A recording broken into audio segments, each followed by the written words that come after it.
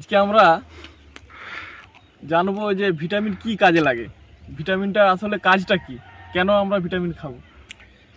একবারে খুব দারুণ প্রশ্ন করেছে রাজেশ।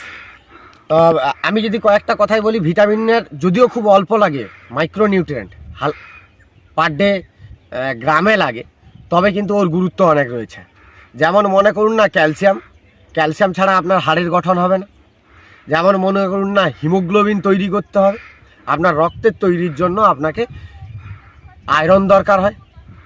ঠিক তেমনইভাবে খুব অল্প অল্প হলেও এনার্জি ডেভেলপমেন্টে ভিটামিন বি, এইভাবে অনেক টোটাল বলছিলাম না আগের দিন 24টা ভিটামিন এবং মিনারেল রয়েছে, কিন্তু প্রত্যেকটা ভিটামিন মিনারেল খুব অল্প পরিমাণ বা গ্রামে লাগলেও তা কিন্তু খুব গুরুত্বপূর্ণ।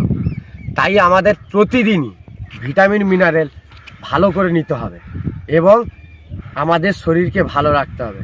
তো আমাদের শরীরকে ভালো রাখার জন্য ভিটামিন মিনারেল প্রতিদিন সঠিকভাবে নিতে হবে। অবশ্যই। অবশ্যই দেখা হচ্ছে পরের ভিডিওতে।